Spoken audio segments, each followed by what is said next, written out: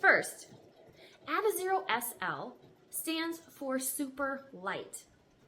With the men's shoe size 9 weighing in at 8.6 ounces and the women's size 7 at 7.4 ounces, this isn't the super lightest shoe out there, but it is pretty light considering the stability that this midsole offers, how thick this midsole is, and the quality build in the materials of the upper. Welcome to Running Shoes Guru. My name is Kristen, and I'm glad you're here with me today as we take a look at the Adidas Adizero SL. First, I'm going to introduce the shoe and give some tips on if it might be the right shoe for you.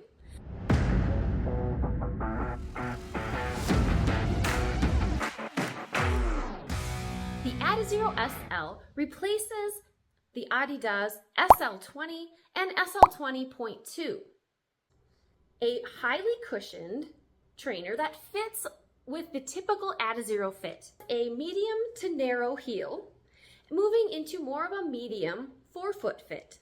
So if you have a very narrow forefoot, you might find it to be a bit roomy, and if you have a wider foot, you may find the shoe to feel a bit claustrophobic for you. This shoe has a lot of breathability in this mesh, and despite the thick sole unit, it's quite light.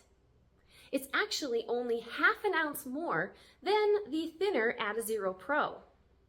And that has to do with some of the materials used to build the shoe. So let's take a look.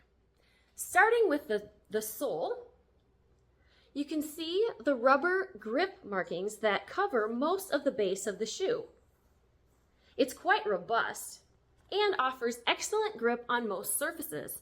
I did a lot of running on snow, and to tell you the truth, it did pack into these strips. As I would move on to a more cleared area, I would scrape the shoe on the surface to clear it off of there and maybe pound a little bit to get some more of that grip back. But as you run onto wet surfaces or just a standard pavement, you're gonna get excellent grip from this shoe. As you see, there is a line moving through the center of that outsole. This can help to keep from transferring force as you move through a normal pronation. In the Adizero SL, we find light strike running all along the heel to the tip of the shoe on the outside of the shoe. And as you see through these little windows in the bottom, this more cream-colored foam is the brand's premium Light Strike Pro. This is a softer foam, so you feel it as you're toeing off on the ball of your foot. And if you tend to land midfoot, it's going to take a softer softer landing for you. It is bordered by the more firm Light Strike, so that adds a touch of stability to this model. Now, as we take a look at the upper, you can see this engineered mesh is very breathable. Lots of holes. I didn't have any heat trapped in this shoe, which I'm running in the Midwest in the winter, so also on some treadmill runs, I didn't feel heat build up in the shoe. As we go to the tip of the shoe, you can see this neoprene looking thin casing to protect the tip of the shoe.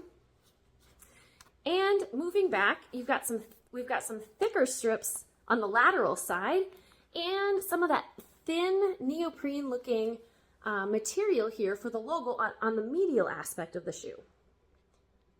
Moving back, we find that thin material covering the heel and running up the back of the heel, where you'll find a little pull tab at the top of the heel to help get the shoe on.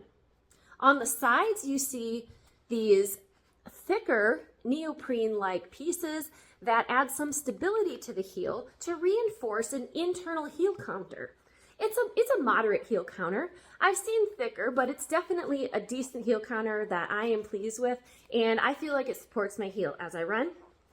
I did not have any fit issues with this upper because I held my heel nice and firmly, securely in the shoe.